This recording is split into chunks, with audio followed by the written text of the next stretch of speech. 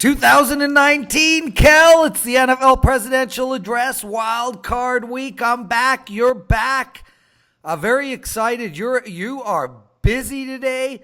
100 videos today. Want to give us a quick rundown on what's going on over at WagerTalk.com? Yeah, actually, I just printed off about 40 pages of notes from our buddy Carmine Bianco because I know nothing about soccer whatsoever. And he sent me a soccer cheat sheet. We're going to do a bunch of videos today, like Manchester United, Real Madrid, all of the fun soccer matchups that I know nothing about. So I'm going to be learning along with our viewers today. And then, of course, we're going to do same kind of stuff we're doing today. We're going to go through Wild Card Weekend and, of course, the National Championship game. So lots of crazy stuff going on. Busy, busy, busy. Is it April yet? I'm ready for it to be April. Me too. April 1st, I head to Whistler with my youngest kid for some skiing. So I agree. I'm with you. Thanks for the invite, Prez. What?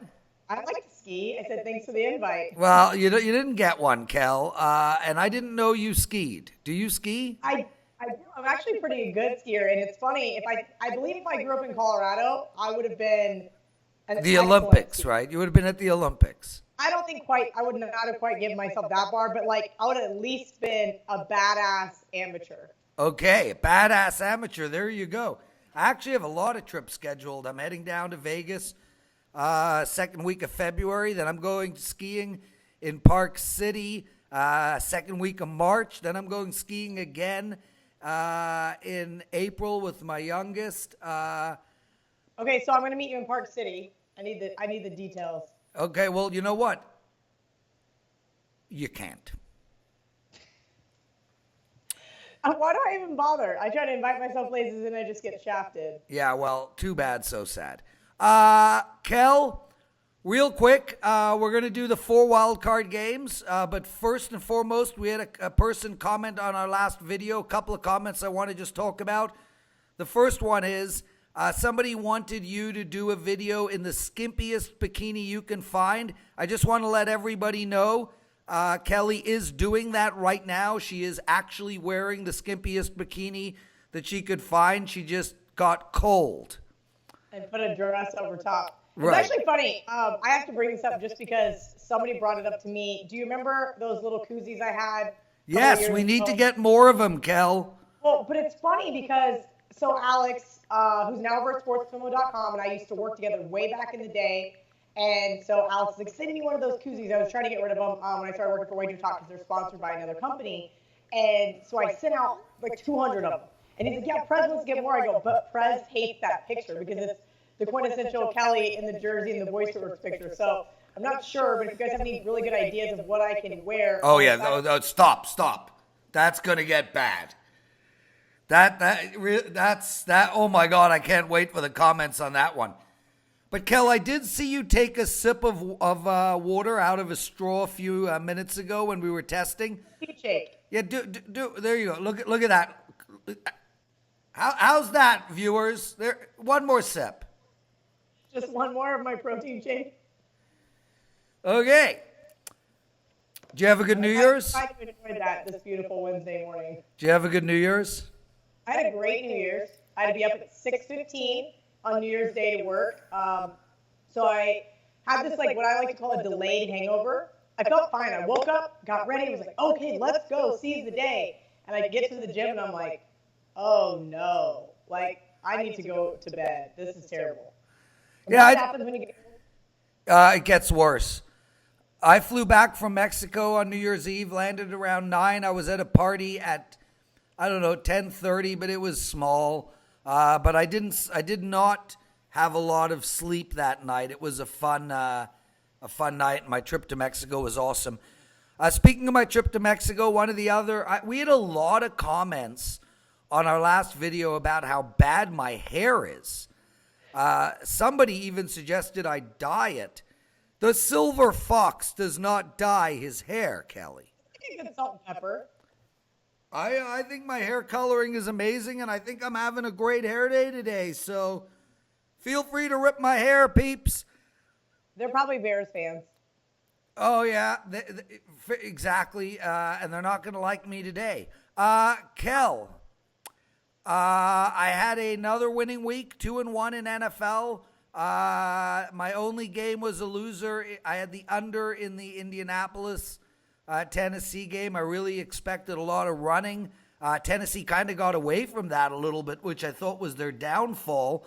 But I did pick Houston, and I picked Cleveland. So those were my two winners. I'm now rolling again in NFL. And you know what, Kel? Year after year, the playoffs are when I do my best work. One playoff a couple of years ago, I think I was 12-2 in the entire playoffs. So this is really a great time to get my NFL packages. And I have a promo today, and then we'll get into the card. Head over to WagerTalk.com if you want my entire NFL playoff. $99. That's it. Every game. Plus, I'll have at least 10 props for the Super Bowl. You get it at WagerTalk.com for $99. Use the promo code Prez NFL99. Prez NFL99. And trust me, guys, I'm going to kill it in these playoffs. Kel, I hand the mic over to you. Let's get this going. So a game I already played, which you may just absolutely slaughter, but I had to take it. I got a 2.5 with Indianapolis. It's now down to 1.5 in some spots, and I'm sure it's probably headed to 1 here very shortly. But I was on the Colts on Sunday night, and I was the only time I broke my rule about laying road chalk. And here's an Indianapolis team that I think is peaking at the absolute right time. I'm not discrediting anything about Deshaun Watson or this Houston Texans team, but for some reason, I love this Colts team in this spot. I even bet them at 30-1 to win the Super Bowl. Thinking if they get past here, get a win at Arrowhead, they have a good shot to get in. Well, look, what's interesting about this game is, and Dave and I talked about it in Morning Joe and the Pro, which you can find at WagerTalk TV on YouTube. You know, you're going to have a lot of sharp money coming in on Indianapolis, and I think you're going to have a lot of public money coming in on Houston. I'm going to go with the public here, Kel. I know the line is moving towards Houston, which means a lot of money is already in on Indianapolis. And I understand that Indianapolis is one of the hottest teams in the league. Take away that Jacksonville game, and this team has won, 9, 10 in a row. And they're putting up a ton of points. The problem I think they face here, honestly, Kel, is I feel like if I've watched almost every Houston game. For some reason, I've been involved in a lot of the Houston games betting-wise. And what I like to see in the last couple of weeks is that Deshaun Watson is starting to run the ball. And I think that that's going to be a big deal in this game. I think it's going to spread the Indianapolis defense out. And I think Houston is just better balanced. Look, I think they have a better running back. I think their wide receiving core is better. I understand T.Y. Hilton is good, but Hopkins is the best wide receiver in football. I think Deshaun Watson is going to play out of the pocket a lot more than when Indianapolis saw them last week.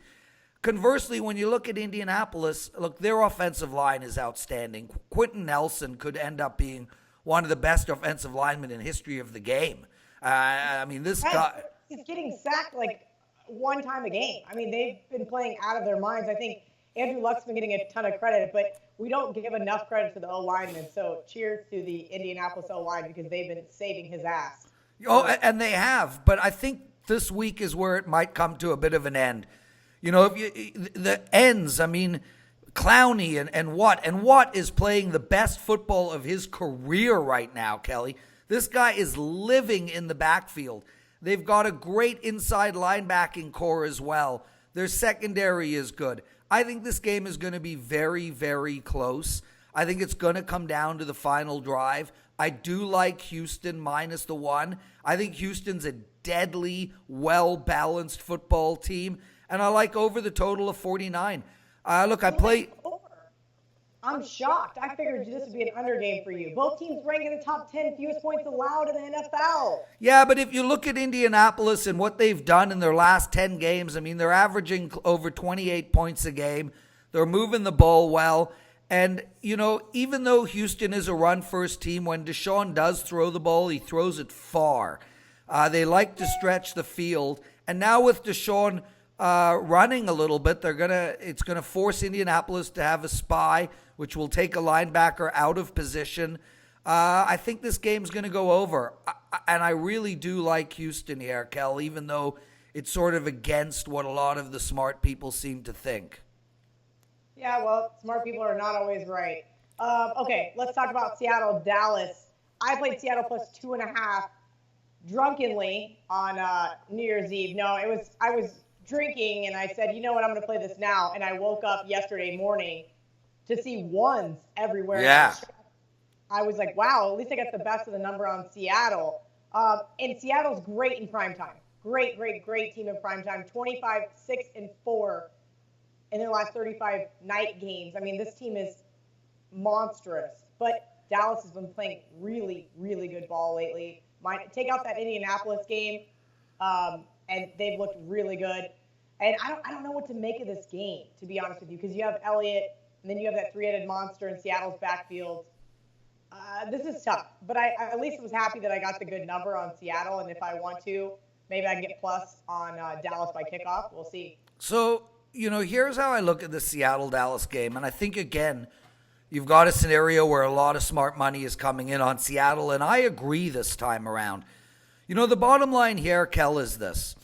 Seattle's running game is the best in the league. I grant you that Zeke is killing it right now, but with Penny and Davis and Carson, and then add Russell Wilson to the mix, this Seattle team is going to be super tough to stop from a run perspective. But not only that, Doug Baldwin is playing great.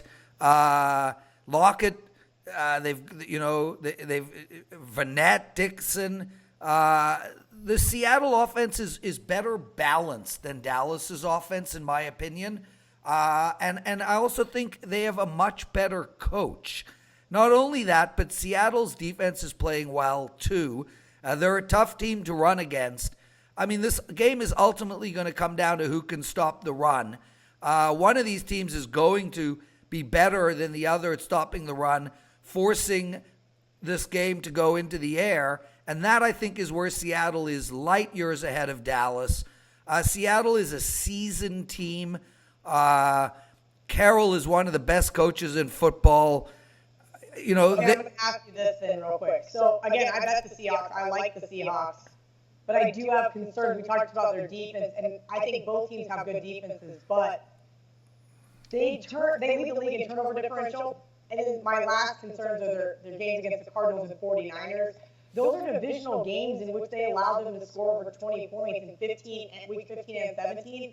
That's what kind of is like in the back of my mind going, okay, are they now digressing at the wrong time, or were they maybe overlooking these two crappy teams? Well, I think if you look at Seattle and what is their one big weakness on defense, and that is their inside linebacking core. And you can see that against San Fran because it really was Kittle that ripped them apart. If you want to beat Seattle, you need a tight end that can sit in the middle of the field and catch the ball 10 times a game. And that is what Dallas doesn't have. It isn't their secondary. Seattle's secondary is covering their outside wide receivers. It's what's happening in the slot. And that's where Dallas is really weak. They were running Cole Beasley into the slot a lot. They're not doing that much this year. That was last year. And Dallas is playing sort of an outside passing game. That doesn't play well for Dallas against Seattle. And that's sort of where San Fran was able to take advantage of Seattle. And with that said, I can't see Dallas not running the ball 25 times. And I think Seattle's going to run the ball 30 times. I like the under in this game too, 43. But I do like Seattle in this game. I'd be very surprised if they didn't win this game. I just think they're so much better coached. Yeah, absolutely. I mean, anytime I can bet against Jason Garrett and get points, I'm going to do it probably. Okay, this game I'm back and forth all over the place, so maybe you can make some sense of it for me. Chargers catching 2.5 at Baltimore, total 41.5. So you have this Chargers team who is 12-4. They lost the tiebreaker in the AFC West, so Chiefs win. They have to go back to the East Coast And everybody keeps thinking that, like, oh, this is a bad travel rate. No, it's not. This team is 7-1 against the spread and straight up on the road this year. Like, they love playing on the road. Here's this Ravens team won 5 of their last 6. Everybody said they were fraudulent when I bet them against the Chargers. I bet the Browns last week, not because I thought the Ravens were fraudulent, but because I thought it was the Browns Super Bowl. And so this is kind of crazy. There's Lamar Jackson, who's not as good on paper as he is on TV, and I'm all over the place. I don't know what to make of this team or this game. Yeah, and you know, the line's not moving. -2.5 for Baltimore. You know, look, Baltimore really struggled to move the ball against Cleveland in the second half of that football game, and Cleveland almost pulled it out. I actually can't believe that the Cleveland coach didn't try. They were at the 40, which would have made it about a 56-yard field goal to put Pittsburgh into the playoffs. Baffling to me that they didn't try to kick a field goal there and instead go for it for fourth down. But if you look deep at the numbers, Kel, you know, Baltimore, they beat the Chargers, and we'll leave that for a second. They beat Tampa Bay by only 8 points. They lost to Kansas City, albeit they played well. They did not dominate Atlanta. You know, I think the teams are catching up. Oh, my woman just walked into the house with a big smile on. Sorry to hijack the show, but it's my woman. She takes my breath away. I think that the league is starting to catch up a little with Baltimore and Lamar Jackson. And the bottom line here, Kelly, to me is, and I've been talking about the Chargers since day one. I think this team is one of the most well-balanced teams in football. Bosa's come around. Ingram's unbelievable. They've got a good secondary. They're just a tough out. And as you said, their road record is ridiculous. I don't think they fear this Baltimore team at all. And I think it's to the Chargers' advantage that they played Baltimore a couple of games ago and not the other way around. Because of the way Lamar Jackson is playing and the style that Baltimore's offense is taking. I mean, we saw this with Vic. Teams playing Vic the first time around get beat. The second time around, they got a game plan. The coordinator has tape on it. Now you can say, okay, this is what this kid does. I don't think Lamar Jackson's going to have a long career in the NFL. We've seen it before with some of these really athletic quarterbacks because they're not quarterback-minded. They're just incredible athletes. And once the defensive coordinators can figure out how to stop you, you're done. Yeah, and they're going to play a spy on Lamar Jackson no matter what. But what you have to take into account is that the last time these two teams faced each other, which was a couple of weeks ago, San Diego, the Chargers turned the team over. The ball, oh my God. It's my woman. She walks in, I can't even get the damn stuff out of my mouth correctly. The Chargers turned the ball over 4 times. I don't see that happening this time around. I don't want to, you know, I think the Chargers really struggled in that game. It was their worst game of the season, and that was after they beat Kansas City for their best game of the season. I think we're going to see a motivated, a disciplined Chargers team. I think they're going to stay in their lanes on defense, which will hurt Lamar Jackson. And I think ultimately Phillip Rivers is going to be able to run the ball really, throw the ball really well here because they've got Gordon back. Keenan Allen is back. Both Williamses are doing great. They've got Hunter Henry is coming back. I like the Chargers, and I'm going against. I mean, a lot of people have got strong opinions on this Baltimore team. So here's something. I was going to wait to save it for the Chicago game, but here's something to consider. Then do you throw the Chargers in a teaser, 6-point teaser? You get them up over the key number of 7. I mean, I see this being a closer game than it was last time. What was it, 22-10 last time? I see this being within a field goal probably. I don't disagree with you. I think it's going to be a good game, and I think yes, from a teaser perspective, if you're taking a 6-point teaser, Philadelphia, the Chargers, the over in the Houston game, and Seattle, that works for me as a 4-team 6-point teaser. I would prefer to go with a 3-team 10-point teaser with Philadelphia, the Chargers, and Houston. But yeah, no, I'm with you, and that's a really good point. But I do like the Chargers in this game, Kel, and I like under the total as well. And I know it's a super low total, but I think we're going to see I know we're going to see a ton of running from Baltimore. And plus, Baltimore's defense is super stout. Their last game hit 32 points in total. You know, I could see 32 points in this game as well. I just see it in the other direction, 22-10 Chargers. So yeah, I'm all over LA, and I like under the total. All right. Last but not least, Sunday afternoon, Philly at Chicago. Total is 41. It's up to 6 in most spots. This is interesting because I just talked about peaking at the right time about the Colts. And while the Colts have been peaking for the last 9-10 games, Philadelphia, since Nick Foles comes in, has been playing great football. And putting up a ton of points. Yeah, and I was on the Bears last week at Minnesota. I watched that Minnesota team. I watched them every single week. I've watched them since 2014 religiously because I do a radio spot in Minneapolis every week, so I have to know this team more than others. And I was like, you know what? I'm telling you, the Bears catching this many points is stupid. It was literally free money. And that's exactly why I think people are going to rush to back the Bears here. And they did. They went from 4.5 all the way up to 6 now. But this Bears team's been peaking since October. Like, do I want to step in front of the freight train? I don't think so. Yeah, I mean, look, Chicago has won their last 4 games, and their strength of schedule, I mean, they beat the Rams, they beat Minnesota in a game that Minnesota had to win, and it was on the road. They beat Green Bay, they beat Minnesota again.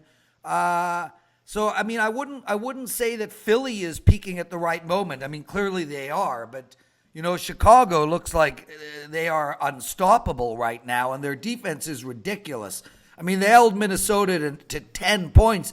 They held the Rams to 6 points, Kelly. I mean, this game's got to go under the total. I know we've seen Foles. Too, and I think that tells us something. I think it's that low for a reason. Yeah, and look, Philly beat the Rams. They put up 30. They beat Houston. They put up 32. They put up 24 against Washington. Foles is looking really good right now. You know, to the regret and chagrin of all the Bear fans out there, I'm taking Philadelphia in this game, Kel. I think it's going to be a close game no matter what. I think we're seeing I think where the peak is happening that is most interesting to me is on the Philadelphia defense. And I think we've seen that with Cox coming back.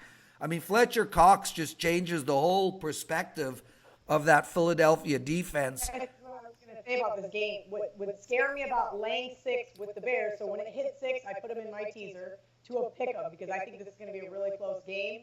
But Trubisky, sorry for the play on words, is the wild card in this game.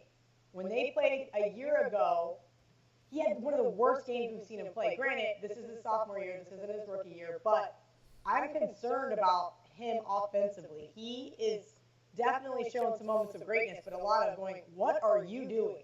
So that's kind of where I'm at in this game, and I think it's too many points to lay with Mitch Trubisky. Yeah, so we agree. I'm on Philadelphia in this game, and I also like under the total. I think this is going to be a fun week of games. You know, normally the blowouts are next week. Wild card week is usually 4 really good games, and I think we see that with the lines. There's not one line over a touchdown. Chicago's the highest point spread at -5.5, but all the other games are pretty close to a pick'em, and I think that's indicative of the great football that we're about to watch this coming weekend. Whereas normally it's next weekend where we'll see the bigger lines as New Orleans, as Kansas City, as the Rams come out to play. So I'm with you there. I can see Chicago winning this game, but I think it's going to be very, very close. So basically, Kel, to summarize, is there's only 4 games. I like Houston -1 and the over. I like Seattle +1 and the under. I like the Chargers +2.5 and the under. And I like Philadelphia and the under. A real quick comment to some of our listeners who commented. They were saying that I pick a lot of totals and they want me to pick sides. Guys, I'm not picking totals or sides. I don't favor either. I just give you what I think is the best bet in that game. But there you go. 4 sides and 4 totals. I'm excited. Make sure to head over to WagerTalk and get my entire NFL playoff. Prez NFL 99. That's Prez NFL 99. My girl is laughing over there because she thinks I say 99 very funny.